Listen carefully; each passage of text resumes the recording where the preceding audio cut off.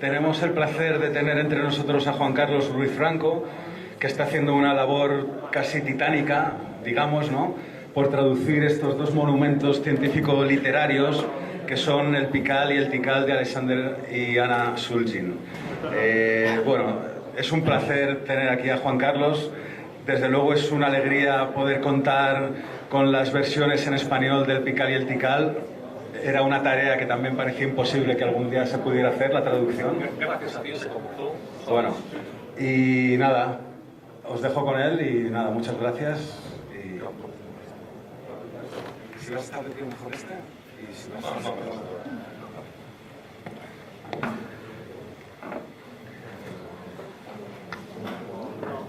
Bueno, buenas tardes. ¿Se oye bien? Buenas tardes. José Carlos me estaba presentando y ciertamente él fue responsable o culpable, llamémosle, o porque tiene el mérito de haberse iniciado esta traducción de estos dos tochos. Como sabéis, que conozcáis los libros, Pikal y Tikal son los dos libros de la pareja Shulgin.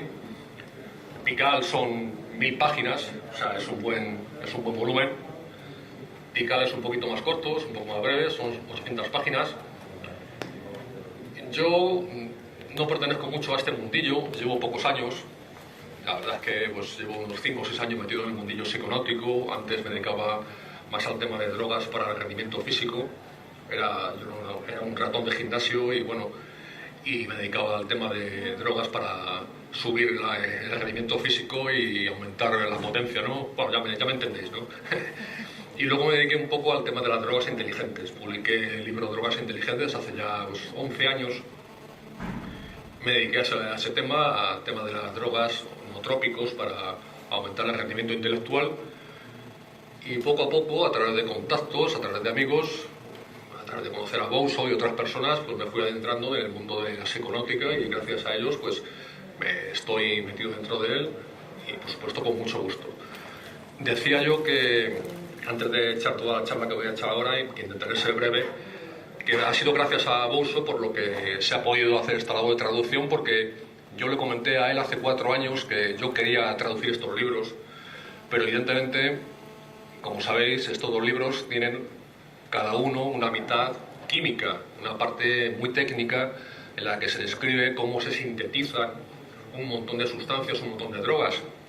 De hecho, el Pikal, si no recuerdo mal, son 179 drogas diferentes y el Tikal son 57 o 59, si no me falla la memoria, 57 creo recordar. En total son, creo que 234 drogas las que están descritas en estos dos libros.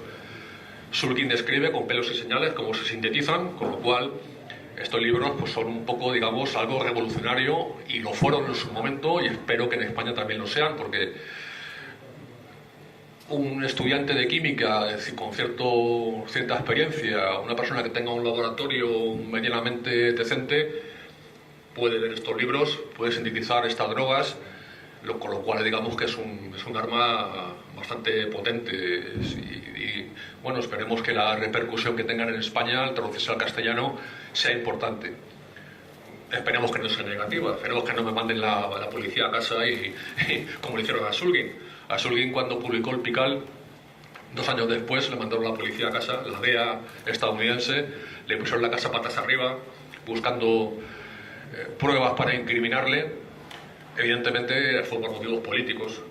Y bueno, esperemos que ahora, traducirlo al castellano, todas las repercusiones sean positivas, sean beneficiosas, demos unos pasos adelante en el tema de información de sustancias, de información objetiva, y que no haya nada negativo en ello, ¿no? Y ya digo, lo que decía fue gracias a Bouso, porque a Bouso se lo comenté que yo quería hacer esta traducción hace ya tiempo, y él fue el que me puso en contacto con un bioquímico, Alfonso Barba Sánchez, del cual debo nombrar y al cual le agradezco mucho su trabajo.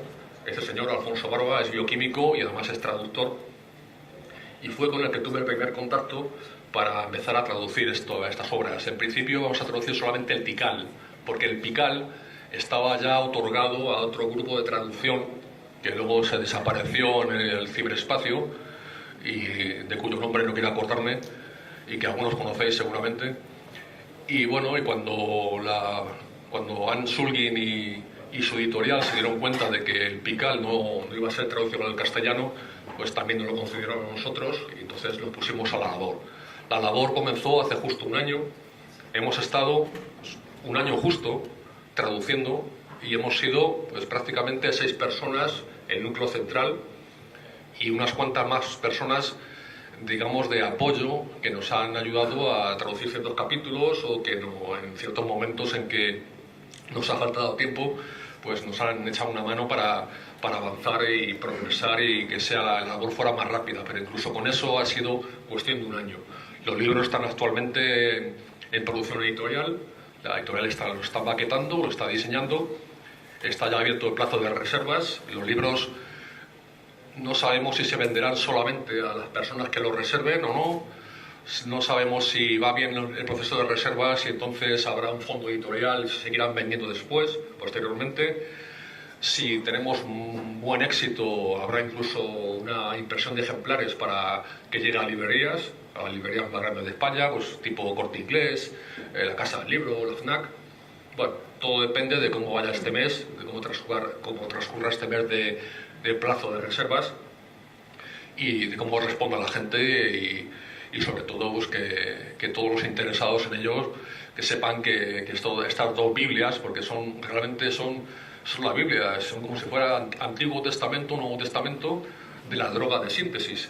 Esta Biblia de la droga de síntesis, al pasarla al castellano, esperemos que se enriquezca con ello todo el arsenal de conocimiento que tenemos de sustancias en nuestro idioma.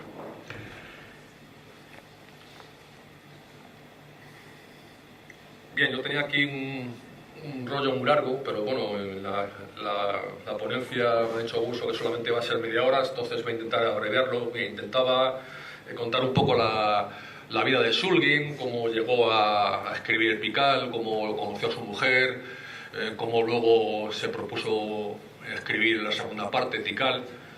Bueno, contaré un poco, intentaré abreviar para hacerlo más corto y para que quepa mi ponencia en esta media hora corta que tengo, ¿no? Bien, Alexander Theodor Shulgin, su nombre completo, nació el 17 de junio de 1925 en Berkeley, California. Su nombre de pila, Alexander, su nombre con el que todo el mundo le conocía, Sasha, y el nombre familiar, Sura, se debe a que su padre era ruso.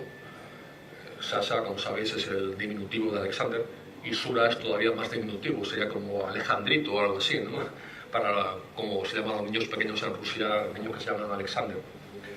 Sasha de pequeño era un niño pacífico, de pequeñito él siempre decía que odiaba las peleas, nunca le gustaban los conflictos, huyó siempre de las polémicas, pero sí siempre fue un niño prodigio. Desde el principio destacó en inteligencia, destacó en muchas actividades, tocaba el piano, tocaba la viola, tocaba el violín, escribía poesía desde muy niño, hablaba en inglés, por supuesto, porque nació en Estados Unidos, evidentemente, también dominaba el ruso, dominaba el francés, pero a pesar de todo esto, a pesar de este bagaje intelectual, de esta potencia intelectual, siempre intentó, él lo ha reconocido, no destacar demasiado. Él era sabedor de que en este mundo en que vivimos, destacar no es demasiado bueno a veces, y para no despertar resentimientos o envidias, intentó siempre pasar desapercibido, quería siempre estar a un nivel muy bajo. De hecho, Shulgin, y es el motivo por el que no es demasiado conocido en este mundillo de las drogas. Bueno, el mundillo de las drogas sí que lo conocemos, ¿no? Pero la gente de fuera del mundillo prácticamente no conoce el nombre de Shulgin, y es porque ha intentado mantener un perfil muy bajo frente a otros personajes célebres como Hoffman, que es súper conocido y de conocer en todo el mundo, prácticamente se dedique al tema de las drogas o no. Lo que sí también decía Shulgin, aparte cuando era niño, decía que le gustaban mucho los sótanos. No se sabe si eso fue una premonición o no. Los sótanos, evidentemente, su primer laboratorio lo montó en un sótano. Cuando era pequeñito, los sótanos lo utilizaba para esconderse. Como era tan pacífico y huía de las peleas, cuando tenía algún problema se escondía en el sótano. Bueno, él dice él mismo que se hizo un especialista en sótanos. Y claro, evidentemente, su primer laboratorio lo fundó en un sótano, en el sótano de su casa, con solo 7 años. Nos cuenta que acudía en bicicleta a la droguería Las droguerías, como todos sabéis, como tenéis en la foto, aquí tengo una imagen de una droguería de los años 20 en Estados Unidos. Pues las droguerías, evidentemente, como también había en España, son los establecimientos donde se vendían drogas de todo tipo, hasta que se han ido prohibiendo pues drogas de todo tipo sin ninguna restricción. Luego, evidentemente, se fueron restringiendo y cada vez el tipo de drogas que se ha ido vendiendo ha sido más limitado, ¿no? Bien, entonces Shulgin acudía a la droguería a comprar sus primeras sustancias para hacer sus primeros experimentos con solo 7 años. Después nos cuenta también él mismo en El Pical, en el primer libro que hemos puesto, bueno, no lo he dicho antes, pero tiene, aparte de la parte técnica, todos sabéis que tiene una parte autobiográfica. Entonces en El Pical nos cuenta que también durante su adolescencia, cuando estudió la enseñanza secundaria, también intentó pasar desapercibido totalmente, no intentó destacar, no se hacía ver por nada, mostraba así un perfil muy bajo. Y bueno, con 16 años, como tenía esta capacidad intelectual, con 16 años ya pudo acceder a la universidad, aprobó el examen de acceso a la Universidad de Harvard, estuvo allí un año estudiando química, pero según cuenta él mismo fue un completo fracaso. La Universidad de Harvard era una universidad muy elitista, una universidad, como él dice, de ricos, de gente adinerada, de gente importante, y él no era, dice él mismo, ni rico, ni importante, ni nada por el estilo. Con lo cual ese primer año en que estudió química fue un completo fracaso, fue una pérdida de tiempo, para él fue una decepción. Tuvimos la suerte de que no odió la química, sino que luego siguió con ella, ¿no? O sea, simplemente lo que hizo fue dejar esa universidad, y lo que hizo fue justamente en ese momento, cuando dejó la Universidad de Harvard, coincidió con que los Estados Unidos entraron en guerra. Hablamos del año 41, la Segunda Guerra Mundial, y se alistó en la Marina. Decidió, como era joven, a pesar de que había sido siempre un intelectual, decidió correr un poco de aventura y decidió enrolarse en la Marina para tener un poco de mundo, ¿no? Para rodarse un poquito por estos mundos que son tan duros, como todos sabemos, ¿no?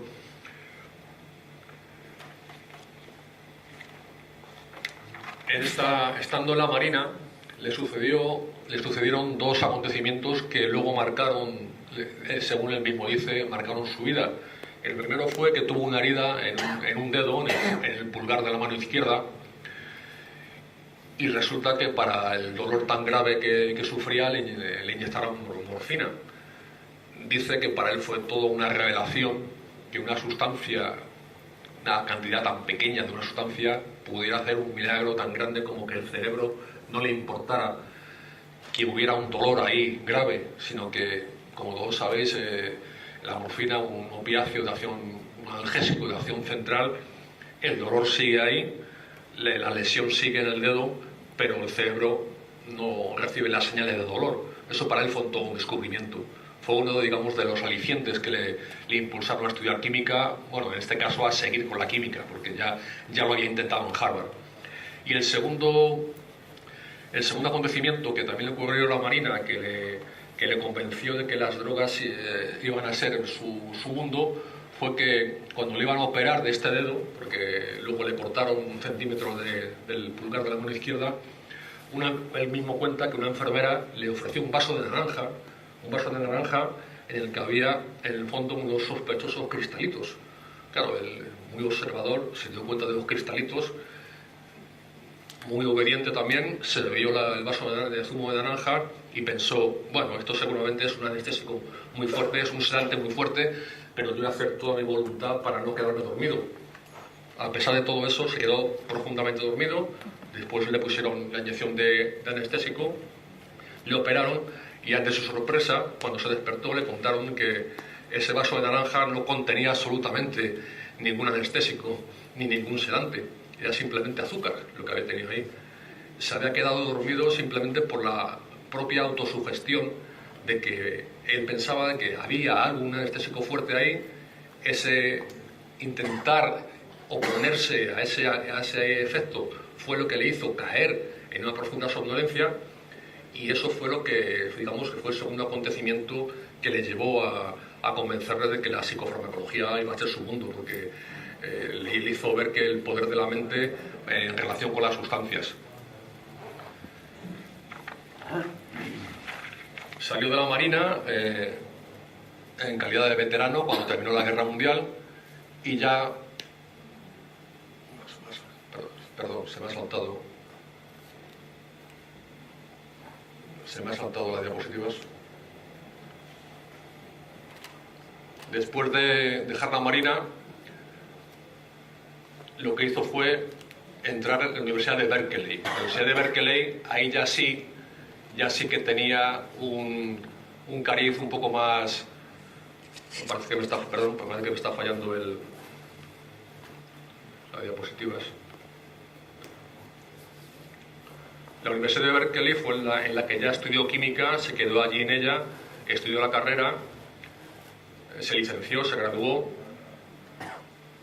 Y evidentemente, como todos sabemos, la Universidad de Berkeley es una universidad mucho más abierta que la Universidad de Harvard. Entonces, allí sí que disfrutó, digamos, de un buen ambiente estudiantil. Enseguida salió de la universidad, obtuvo un puesto en una compañía química, la compañía química Dow Chemical. Esta compañía fue su primer trabajo. Aquí, al principio, se limitó a hacer trabajos puramente mecánicos, pero tuvo la suerte, bueno, no la suerte, tuvo el talento de poder sintetizar el primer insecticida biodegradable. Todos sabemos hablar de insecticidas, sobre todo cuando tenemos plantaciones de marihuana y tenemos que echarle polvito a las plantitas o spray para que no se lo coman los bichitos y demás. Bueno, pues Shulgin fue el que inventó el primer insecticida biodegradable, es decir, que se degrada biológicamente y que no es tan tóxico para el medio ambiente como los demás. La compañía, ante ese éxito, lo que hizo fue dejarle investigar lo que quisiera. Él dice que ese fue el mayor regalo que le podían hacer. A un químico, evidentemente, que trabajar en una compañía y hacer trabajos mecánicos no es algo que les lleve mucho, que les guste mucho, que llame mucha atención. Pero evidentemente de todos los millones que supuso esta patente, le dejaron hacer lo que quisiera y él los dedicó ya a estudiar fármacos un poco más enfocados a lo que nosotros conocemos como drogas, ¿no? Esta es una cajita del insecticida que él inventó, el Zectran. Bueno, aparte de insecticida, como veis, también mata caracoles, pobrecillos ellos, tiene lo simpático que parece ahí el caracolillo, ¿no? Bueno, es una cajita del Zectran, del insecticida que él inventó. Supuso, como veis, supuso millones de dólares para Dow Chemicals, la compañía en la que él trabajaba. Ahí tenemos una foto de Shulgin, muy joven, todavía de aquella época, de la época en que trabajaba para Dow Chemicals. En esta compañía, como ahí ya empezó a hacer lo que él quiso, empezó a estudiar la mescalina, su primera droga, la droga psicoactiva que le introdujo, digamos, a ese mundillo fue la mescalina. Leyó todo lo que había escrito sobre el tema, por supuesto leyó las obras de Huxley y bueno, después de su experiencia con mescalina, para él se le abrió todo un mundo de nuevas sensaciones y fue lo que, digamos, otro aliciente que le llevó de nuevo al mundo de la psicofarmacología, de drogas psiquedélicas, ¿no? Aquí tenemos una foto de Huxley, el gran escritor. Sabéis que Huxley tuvo experiencia con mescalina, en su famoso libro Las puertas de la percepción lo describe, y en Cielo e Infierno. Ahí tenemos una foto de una de las ediciones españolas. Y bueno, entonces ya digo que este es el momento en que Shulgin comenzó a dedicarse a investigar con drogas psiquedélicas, una vez que probó la mescalina. Desde el comienzo, él siempre lo que quiso fue hacer que los experimentos con drogas no se hicieran con animales. Él ha sido siempre muy contrario a esa supuesta objetividad de la ciencia, de hacer experimentos de doble ciego y demás. Dice que con el tema de drogas psicodélicas o drogas psicoactivas en general, de poco sirven esos experimentos de doble ciego, porque en los animales pocos efectos podemos ver de drogas, evidentemente. Tenemos que saber cuál es la experiencia humana para poder saber cuál es el efecto de esa sustancia. Entonces él, en lugar de hacer experimentos de doble ciego, lo que siempre hizo fue toda sustancia que él creaba, la probaba él mismo. Evidentemente empezaba por dosis muy pequeñas, las iba subiendo hasta que daba ya con una dosis que era activa, la aumentaba todavía más para intentar llegar al umbral máximo en el que ya casi estaba intoxicado, y una vez que daba con una droga que le resultaba interesante, se la daba a probar a su mujer también la experimentaba con ella, y luego la daba a un corro de amigos, un grupo de amigos de 7 al principio y luego de 11 amigos, que era su grupo de, digamos, de experimentación. Ese grupo de experimentación fueron los que luego en los libros Pical y Tikal tenemos ahí varios trip reports, es decir, en Pical y Tikal, después de cada sustancia, tenemos una serie de relatos, algunos más breves, otros más extensos, de experiencias de personas con esas sustancias. Tenemos con MDMA, con 2CB, con 2CI, con 2CD, con 2CE, con mescalina, etc. Digamos que entonces la parte química de Pical y Tikal, aunque sean un poco áridas en el tema de que son puramente técnicas, porque describen la síntesis, a pesar de ello también tienen una parte más didáctica, más divulgativa, que es esta parte de trip reports que nos cuenta Shulgin y su mujer. Y como digo, todos ellos, desde el principio, su objetivo siempre fue hacer experimentos humanos, experimentos no de doble ciego, sino todo lo contrario, experimentos en los que cada uno aportara su subjetividad, contara sus propias experiencias y apartarse un poco de toda la corriente esa pseudo experimental, que sí, que es cierto que en algunos ámbitos es buena, pero para él, para las drogas psicodélicas, desde luego no le parecía algo apropiado, ¿verdad?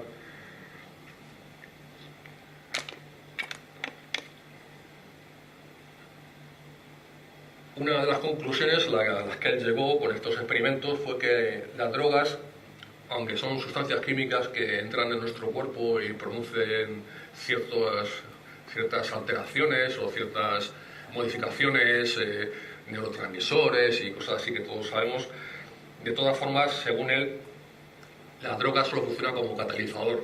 La droga no hace nada en sí, sino que lo que lo hace es nuestro cerebro al responder ante la droga. Es decir, la droga simplemente es una especie de estímulo que hace que el cerebro responda de cierta manera, segrega ciertos neurotransmisores y ciertas sustancias, que es en lo que consiste el efecto de la droga. El efecto de la droga es precisamente nuestra subjetividad, nuestra percepción subjetiva de sus efectos, y no el efecto fisiológico directo de la sustancia. Para él eso estaba muy claro. Por eso siempre se ha dicho que Shulgin ha sido siempre un humanista, en el sentido de que para él lo importante no era la droga en sí, sino el efecto sobre el cerebro humano. Bueno, aquí tengo simplemente lo que he querido meter, es un cuadro de un alquimista antiguo, porque Shulgin yo le considero algo así como el último alquimista. Él unía, por un lado, experimentación, estudio y reflexión. Y, por supuesto, al final de todo, igual que los alquimistas buscaban la piedra filosofal, para Shulgin lo que él buscaba con toda su experimentación y con toda su producción de drogas siempre ha sido dar con las sustancias ideales para el autoconocimiento, para que los seres humanos nos conozcamos a nosotros mismos, que profundicemos en nuestro subconsciente, y por otro lado para que seamos conscientes de una vez por todas de cuál es nuestro papel en este mundo, de que debemos salvar este mundo, de que debemos emprender acciones ecológicas y hacer un mundo autosostenible. Es decir, Shulgin por eso tuvo cierta relación con este mundillo de la ecología, ¿no? Es decir, por eso ya digo que le considero un alquimista moderno y por supuesto un humanista, un gran humanista. Ahí tengo una foto simplemente para simbolizar el cerebro como objeto de conocimiento y también como fuente del árbol de conocimiento. Para Shulgin, con las sustancias se despiertan ciertas funciones del cerebro que nos permiten autoconocernos, conocer nuestro inconsciente, y luego aparte de eso, él también creía en el antiguo, lo que se llamaba isomorfismo en la Grecia antigua, entre microcosmos y macrocosmos. Como algunos sabéis, si habéis estudiado filosofía o historia antigua, el tema del microcosmos, el ser humano, se considera un microcosmos porque es el universo en pequeño y el macrocosmos sería el universo. Ese isomorfismo entre hombre y universo es lo que permite poner en contacto el ser humano con todo el mundo en completo. Por eso Shulgin creía en este isomorfismo y por eso pensaba que este autoconocimiento a través de las drogas nos permitiría conocer mucho mejor todo el mundo que nos rodea. Bueno, ya no voy a leer nada más porque queda poco tiempo y lo que voy a hacer va a ser seguir las diapositivas y explicándolas un poquito para terminar, porque son muchas diapositivas las que tengo. Bueno, aquí vemos ya un Shulgin maduro en su mejor época.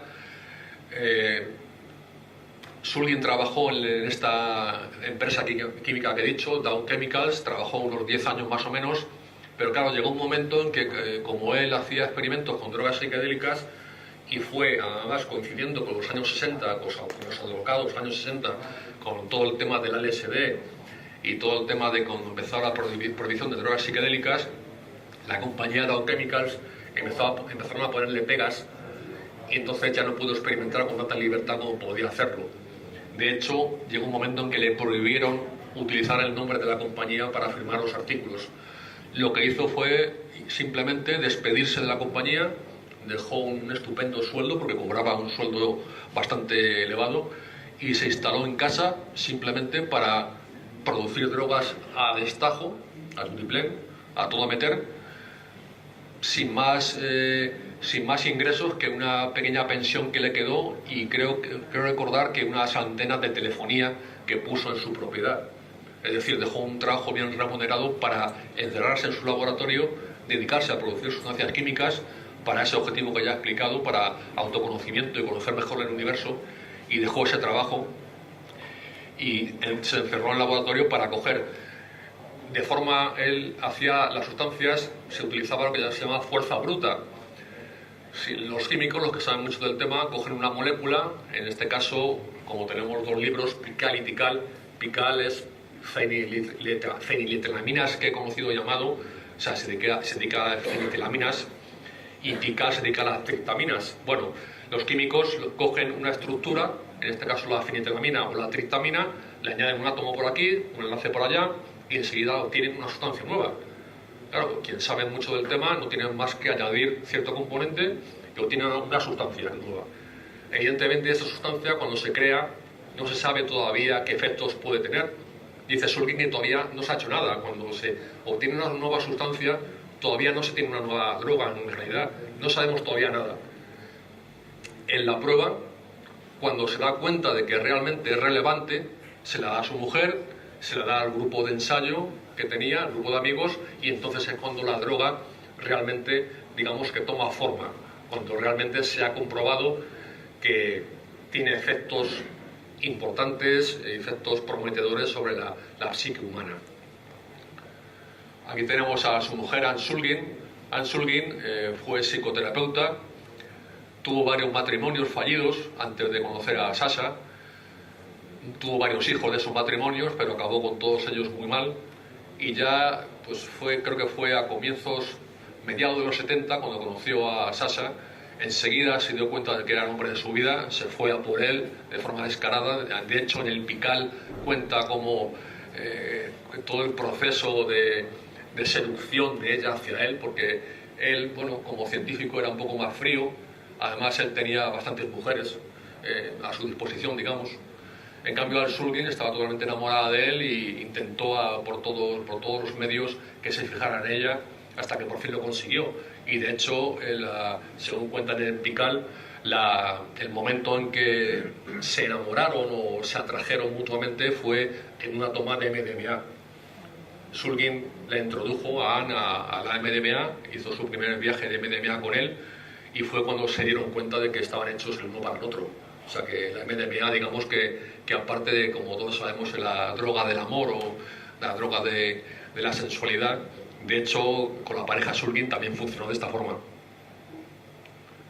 Aquí tenemos también otra foto de Anne Shulgin, y aquí ya bastante maduritos, ya esto de hace unos 15 años más o menos, ya con cierta edad. Casi siempre en las fotos, es curioso, se le ve sonriendo. No sé si... No, yo no creo que fuera pose, ¿no? Yo creo que simplemente es que de verdad transmitían simpatía y cuando estaban juntos se tenían tanto aprecio y tanto cariño que la sonrisa les salía sola. Ahí le vemos paseando también ya con cierta edad. Aquí bastante sonrientes, pero de nuevo una fotografía bastante familiar, bastante íntima, ¿no? Y muy sonrientes ellos. Otra más, aquí estas son todavía mayores. Aquí les vemos hablando, aquí parecen un poco más serios. Es una de las pocas fotografías que he visto en que están muy serios. Deben estar contándose algo importante, porque Shulgin está con una cara muy reflexiva, ¿no? Aquí ya están bastante ancianitos ellos. Aquí Anne Shulgin, solamente ella, sin Sasha. Hay una foto bastante reciente de Anne Shulgin, de hace unos años nada más. De nuevo Sasha Shulgin, con bastante edad, muy sonriente. Aquí ya sí que tenemos una foto de los ultimísimos años, ya se le ve bastante anciano. Como ya sabréis, Shulgin falleció hace cosa de año y pico, creo que fue, si no me acuerdo mal, el 2 de junio del año pasado, con 86 años. Hasta los 80 y pico años gozó de buenísima salud y fue solamente en el año 2010 cuando empezó a tener problemas de salud. Tuvo un ictus en primer lugar, un pie que se la gangrenó y ya empezaron a salirle diversos problemas de salud que al final acabaron con él. Y de hecho lo último que acabó con él no fue ese ictus ni esa gangrena, sino fue un cáncer de hígado. Tuvo mala suerte al final, se cebó con él la mala suerte y tuvo varias enfermedades que al final le llevaron a la tumba. Aquí vemos la DEA. He contado antes que Shulgin, cuando publicaron el Pikal y Tikal en el año 91, evidentemente ese contar cómo se sintetizan drogas a tutiplén, 179 drogas en el Pikal, eso no podía ser políticamente correcto. Entonces, a pesar de que tenía muchos amigos en la DEA, en la Policía de Drogas estadounidenses, 2 años después le mandaron todo un pelotón para levantarle la casa y para registrarle, para ver lo que tenía, para poder incriminarle. Evidentemente querían darle un escarmiento para que dejara de investigar y dejara de producir drogas y dejara sobre todo de difundirlas. Pero no lo consiguieron, a pesar de que le metieron una multa de $25.000 y le quitaron la licencia de tenencia de drogas, siguió investigando y luego esa investigación posterior fue la que dio lugar al segundo libro, el Pikal. Esos 2 libros, que como he dicho ya al comienzo, ya me avisa Bolso de que me quedan pocos minutos, esos 2 libros son los que hemos traducido. Entonces ya os cuento esto ya lo último. Pikal y Tikal son los 2 libros que hemos traducido al castellano. Pikal es el primero de ellos, publicado en el año 91. En la versión inglesa son 1000 páginas, en la versión española van a ser más, o vamos a sacar un formato más grande, porque claro, evidentemente el castellano es un idioma menos denso que el inglés y además tenemos bastantes colaboraciones de personas que han aportado artículos, entre ellos Antonio Escotado ha aportado un artículo muy bonito de rememorando a Shulgin. Jonathan Ott ha aportado dos poemios, uno a Pikal y otro a Pikal. José Carlos Bouso, aquí presente, ha hecho el prólogo a Pikal. José Carlos Aguirre, filósofo, ha aportado un artículo también muy interesante. La misma Alaska, artista y cantante, ha aportado sus experiencias con Shulgin, le llevó a conocer y fue quien le introdujo al uso de la MDMA. Entonces, estos 2 libros son los que hemos traducido. Hemos estado... ciertamente, me recuerda a Bolso que también Manuel Guzmán ha aportado también un artículo muy interesante sobre la sustancia de Shulgin. Aquí tenéis el Tikal, que es el segundo de los libros. Este se sacó en el año 97 y justamente el primer capítulo es el que cuenta la entrada a saco de la DEA en su propiedad. Lo titulan Invasión, porque de verdad fue una invasión la que le hicieron. Bueno, y aquí pasamos una serie de fotografías en las que siempre sonriente está posando en su laboratorio. Aquí le vemos experimentando más todavía. Este es un dibujo muy bonito que me ha aportado un admirador nuestro, un seguidor de nuestro proyecto. Es Shulgin entre cactus, es un dibujo original que vamos a integrar en los libros. Esta es la portada nuestra de nuestra página web, sulgin.es. Es un montaje que hicimos con una foto suya y una serie de reflejos. Bueno, aquí tenemos unos cuantos frasquitos suyos. Es curioso que en los frasquitos él nunca ponía el nombre de la sustancia, sino que ponía la fórmula estructural química. Fijaos, claro, evidentemente él era un especialista en esos temas, entonces para él era mucho mejor poner la fórmula estructural para saber lo que era que poner el nombre por el cual nosotros conocíamos a esa sustancia. Y aquí tenemos los dos maravillosos y enormes libros, de nuevo, que hemos traducido nosotros, que hemos estado un año entero, ya digo, con 6 personas en el núcleo central y varias personas de ayuda, y que vamos a publicar dentro de nada. Ya, de hecho, el plazo de reservas está abierto, la gente se puede apuntar para pedir los libros. Estos libros solamente podemos asegurar que se puedan conseguir si se piden con antelación, si se paga la reserva. No sabemos cómo responderá la gente, cómo responderá el público, por tanto no sabemos si podremos imprimir ejemplares adicionales para tener en el fondo editorial. Una editorial Manuscritos, colabora con nosotros y es la que está llevando el proceso de producción editorial y luego de impresión. Si el proceso de reservas no sale bien, tendremos ejemplares adicionales, podremos tenerlo en fondo editorial, los libros se seguirán vendiendo y si sale todavía mejor, pues como he dicho antes, se podrá llevar a librerías y podremos conseguir que el público general, el público no psiconauta, conozca por fin la obra de Sulgin. Bien, aquí tengo una serie de fotos simplemente de fórmulas químicas, la fórmula de MDMA, pastilla de éxtasis, más pastilla de éxtasis, son simplemente curiosidades, ¿no? Aquí tenemos una foto, un botecito de MDMA con, veis, 120 miligramos, además está en la dosis aconsejada, la dosis normal aconsejada, con varios dibujos de pastillitas, la fórmula de la 2CB, no he dicho que la 2CB, el famoso Nexus, fue una creación de Sulgin. Sulgin no creó la MDMA, se le considera el padrino de la MDMA porque lo redescubrió, pero sí que descubrió la 2CB, esa sustancia tan maravillosa que muchos tomamos cuando estamos en fiestas y que despierta nuestra sensualidad, fue una creación directa de Sulgin. La fórmula de la 2CD, otra de las sustancias suyas, fórmula de la 2CE, una sustancia psicodélica bastante potente, fórmula de la 2CI, una de las favoritas del público, fórmula de la ALLAB, es una RC actualmente que tiene bastante tirón, últimamente se está vendiendo bastante en los black markets, la DMT, la molécula de Dios, la molécula divina, con la cual, bueno, ya sabemos que las preparaciones de ayahuasca lo que contienen son DMT más un imán que permite que funcione en el cuerpo por vía oral. Perdón, ya me está diciendo que termino. Y bueno, lo último que quiero decir simplemente es que todas estas drogas, aparte de que estoy aquí enseñando las fórmulas, todas estas drogas también están explicadas en estos libros de Sulgin. Sulgin explica el proceso de síntesis, cómo se sintetizan en cualquier laboratorio, lo explica de forma muy didáctica, mucho mejor que los propios creadores de esas drogas, y muchas de ellas, de las 234 drogas en total que tenemos en estos dos libros, la mayoría, unas casi 200, son creación suya.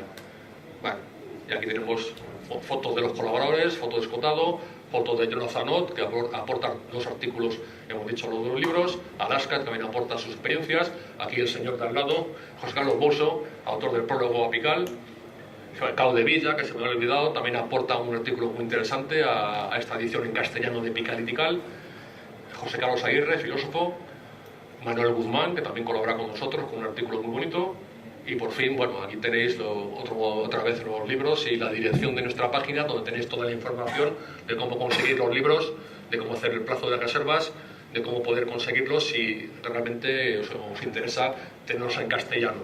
Después de muchos años, ya el último que digo ya, lo prometo, se ha intentado en varias ocasiones traducir estos libros al castellano, ha habido varios intentos, se abandonaron porque se vio que era demasiado caro hacerlo, había que pagar a los traductores con demasiado dinero, además era un proyecto muy costoso. Nosotros lo hemos hecho, lo hemos intentado, lo hemos conseguido, ha sido mucho trabajo, un año entero, pero bueno, ahí está la labor y los libros estarán disponibles dentro de mes y medio y, como ya os he dicho, se pueden reservar ya mismo para poder tenerlos de forma segura y no tener que esperar a que podamos tener ejemplares adicionales que no sabemos si los tendremos o no. Nada más. Esto es todo. Muchas gracias.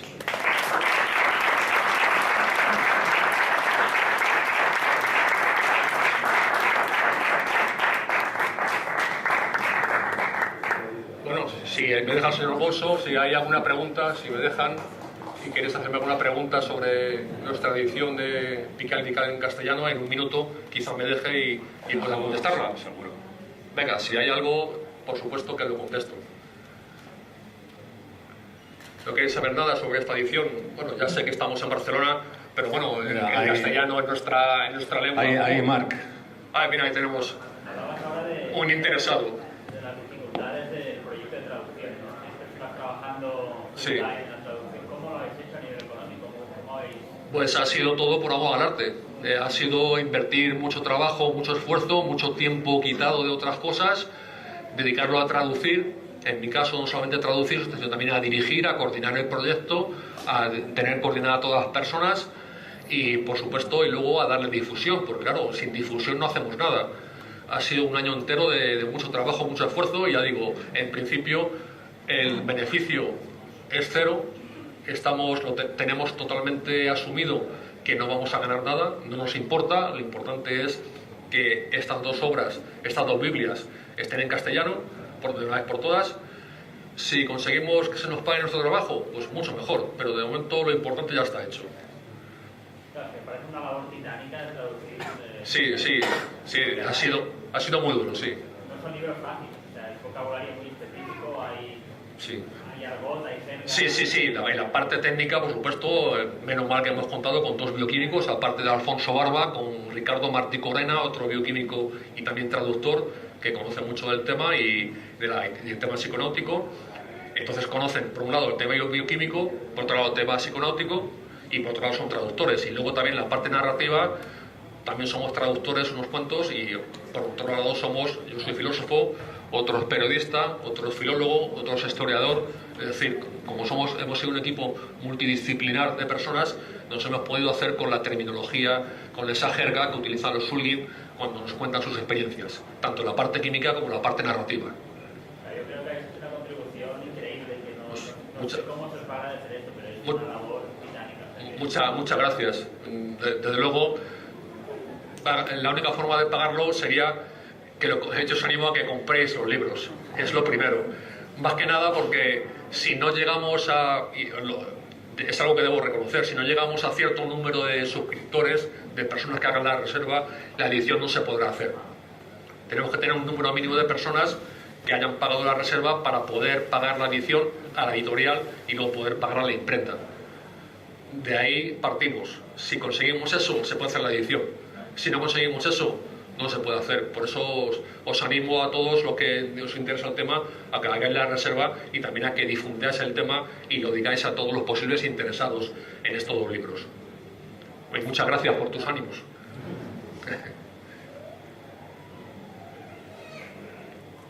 Bien, Bueno, pues cerramos. Realmente es una muchas tarea... gracias.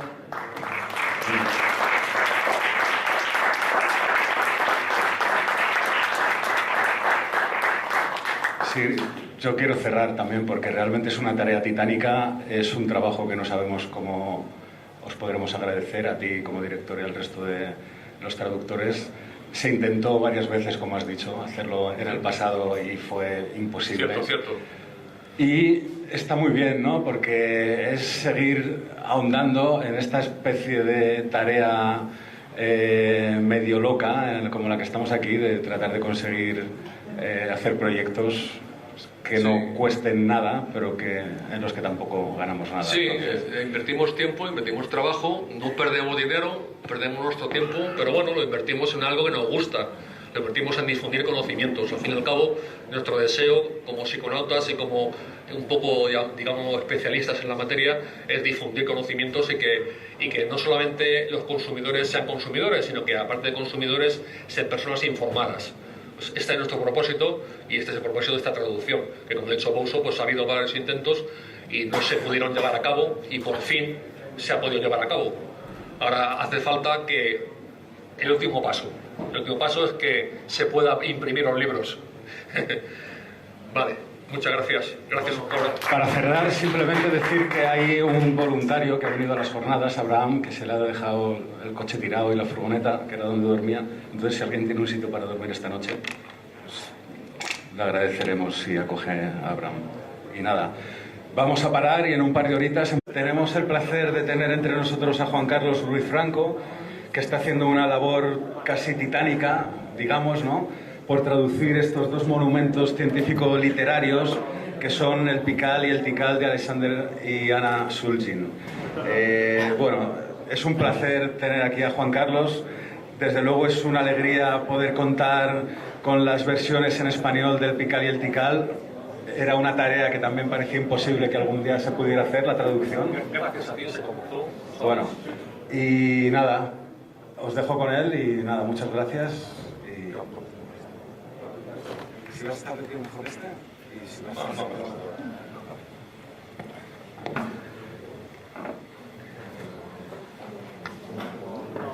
Bueno, buenas tardes. ¿Se oye bien? Buenas tardes. José Carlos me estaba presentando y ciertamente él fue responsable de drogas homotrópicos para aumentar el rendimiento intelectual y poco a poco, a través de contactos, a través de amigos, a través de conocer a Bouso y otras personas, pues me fui adentrando en el mundo de la psiconáutica y gracias a ellos pues me estoy metido dentro de él y por supuesto con mucho gusto.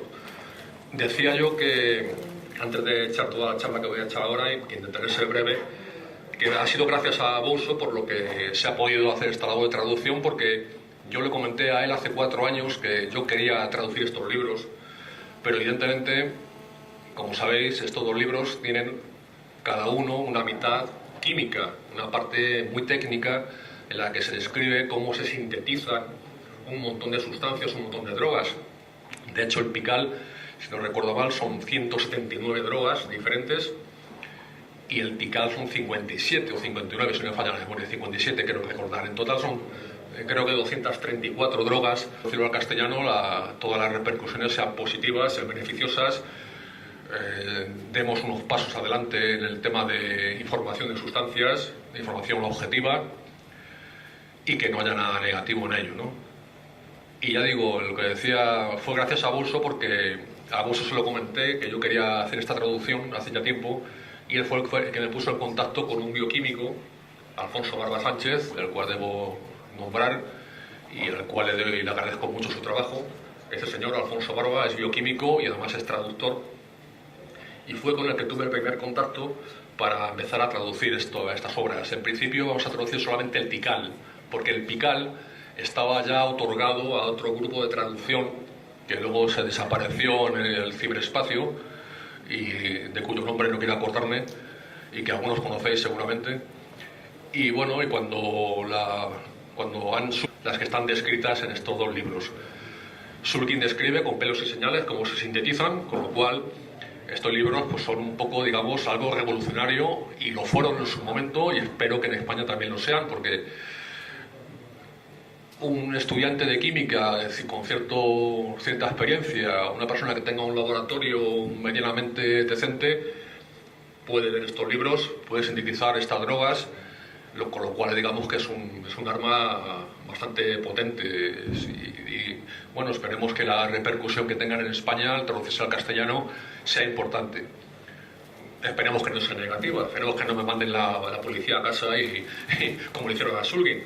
A Shulgin, cuando publicó el Pikal, 2 años después le mandaron la policía a casa, la DEA estadounidense, le pusieron la casa patas arriba buscando pruebas para incriminarle.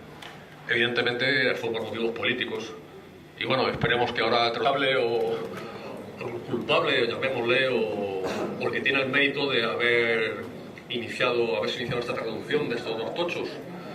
Como sabéis, que conozcáis los libros, Pikal y Tikal son los 2 libros de la pareja de Shulgin.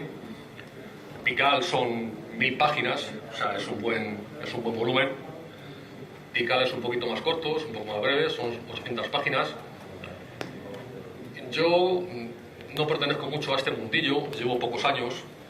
La verdad es que pues, llevo unos 5 o 6 años metido en el mundillo psiconáutico. Antes me dedicaba más al tema de drogas para el rendimiento físico. Era un ratón de gimnasio y bueno, y me dedicaba al tema de drogas para subir el rendimiento físico y aumentar la potencia, ¿no? Bueno, ya me entendéis, ¿no? Y luego me dediqué un poco al tema de las drogas inteligentes. Publiqué el libro Drogas Inteligentes hace ya 11 años. Me dediqué a ese tema, al tema de las